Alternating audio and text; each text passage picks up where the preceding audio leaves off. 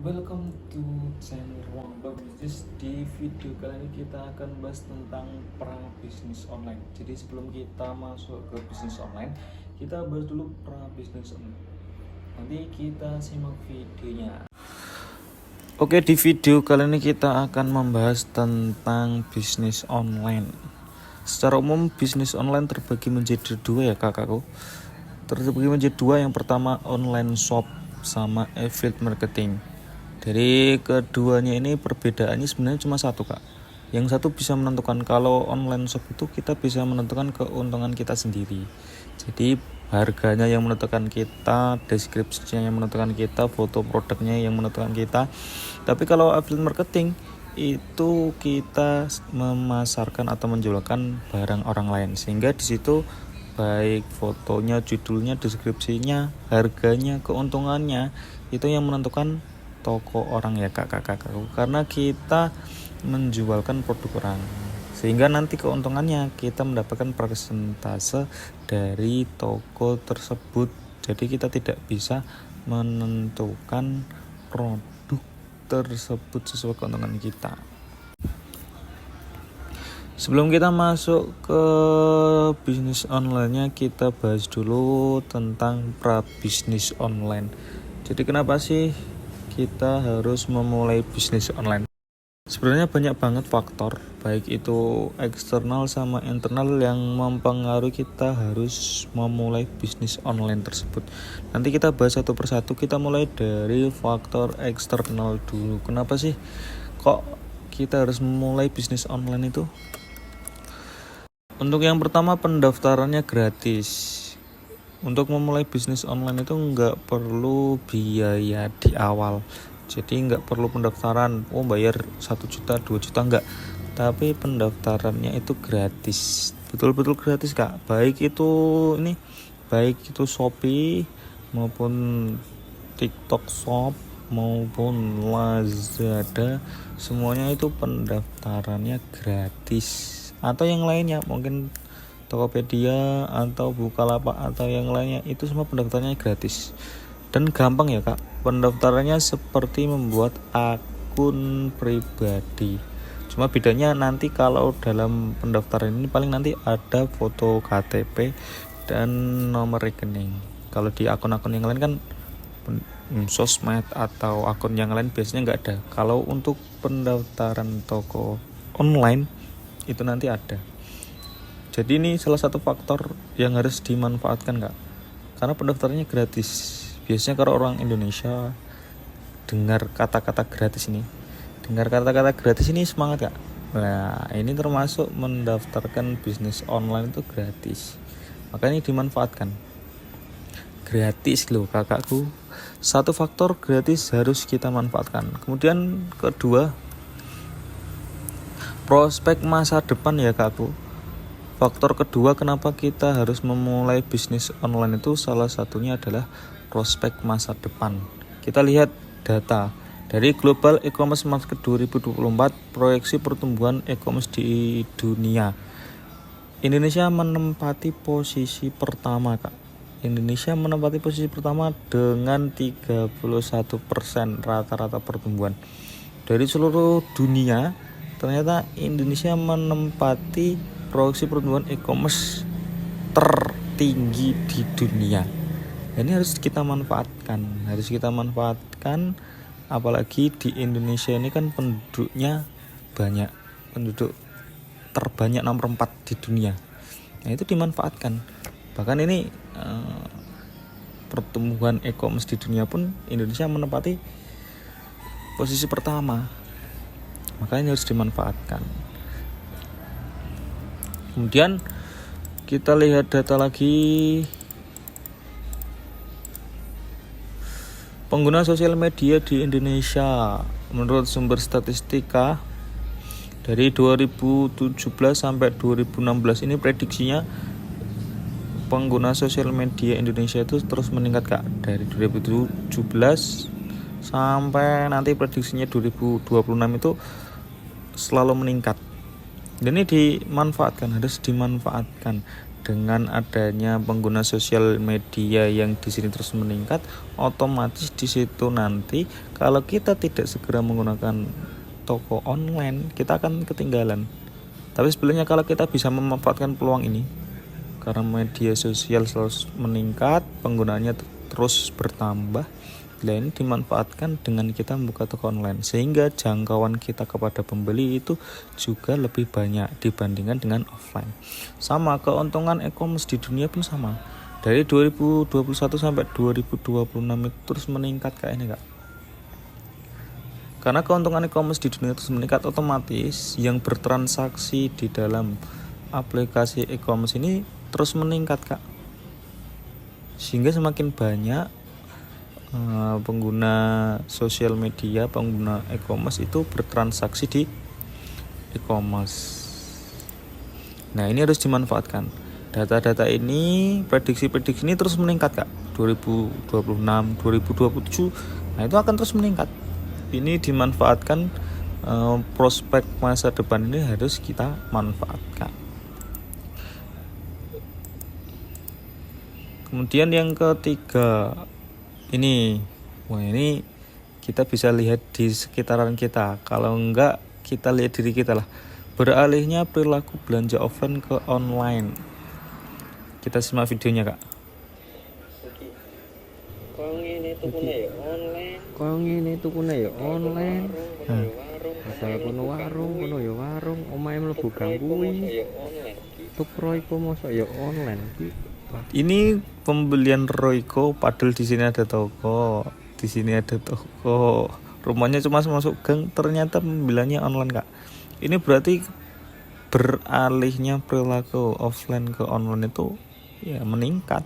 Bahkan beli Royco saja, ini satu set, coba lihat ini. Bunda, siapa pulani ini cuma satu Kak. Royco 1 biji.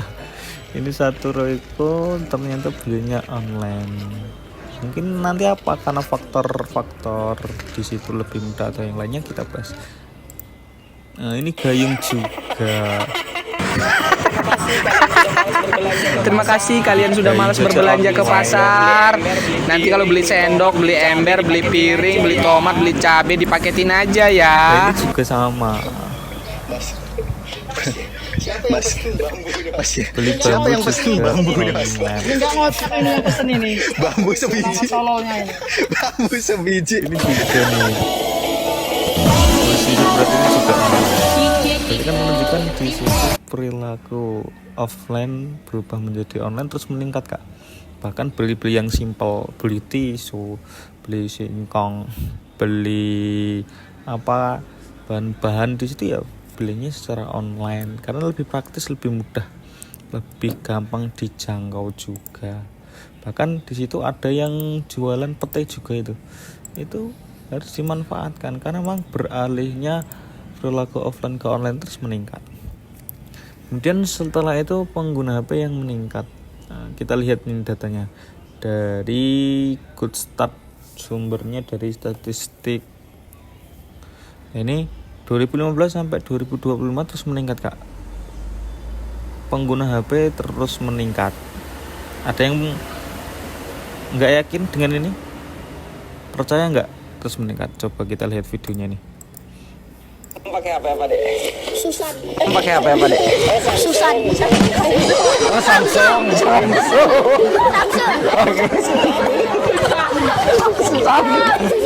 Hai Susan. Hai Susan. Kamu pakai HP apa Dek? Samsung. Kamu pakai HP apa? Oppo Cayo. Oppo Cayo. Kamu pakai HP apa Dek? Xiaomi. Kamu pakai HP apa? Infinix. Dek, mau nanya pakai HP apa? Syaratnya aja.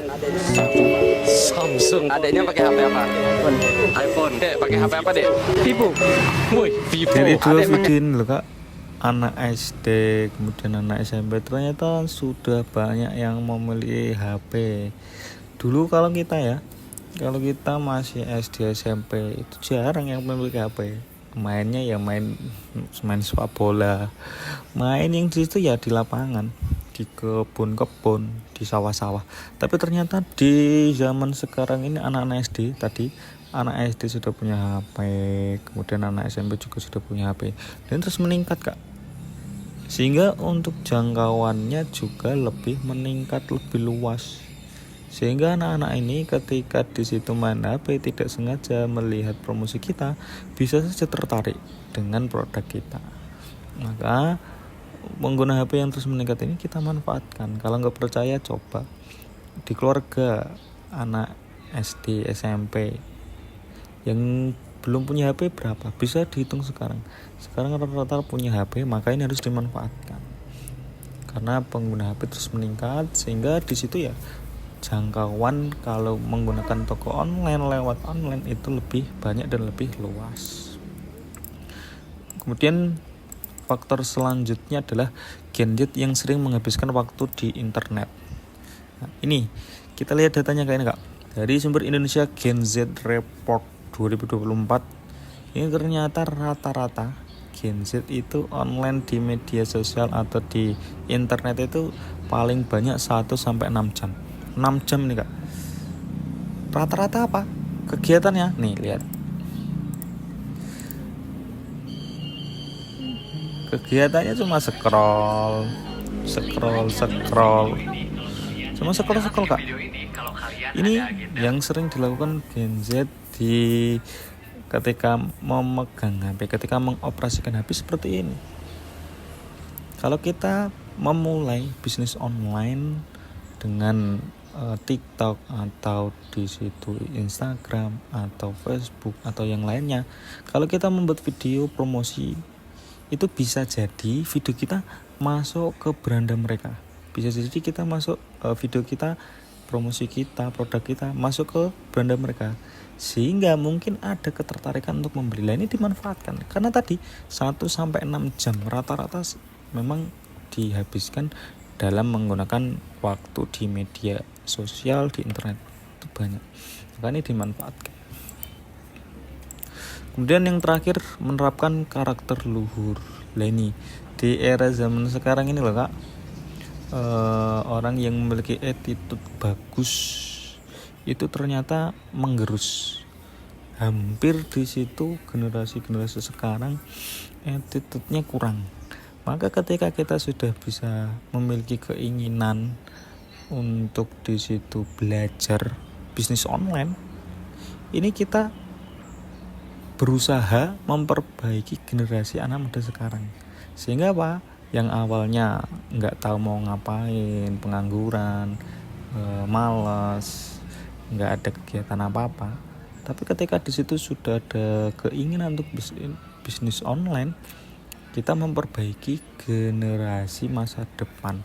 Anak cucu kita nanti memiliki keahlian, memiliki skill, sehingga di situ attitude-nya juga bagus.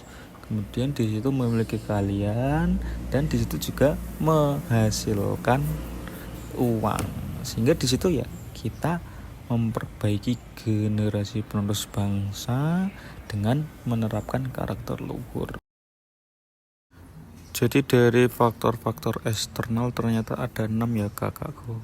Faktornya yang pertama tadi ya, pendaftarannya gratis, kemudian prospek masa depan, kemudian beralihnya perilaku offline ke online, terus pengguna HP yang terus meningkat, kemudian yang kelima Gen Z yang sering online di internet, kemudian yang terakhir menerapkan karakter luhur.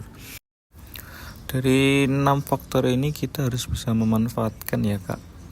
Kalau kita bisa memanfaatkannya, nanti kita akan mendapatkan cuan dari media sosial, dari media internet. Untuk faktor internalnya kita bahas di video selanjutnya Kak. See you next time. Terima kasih.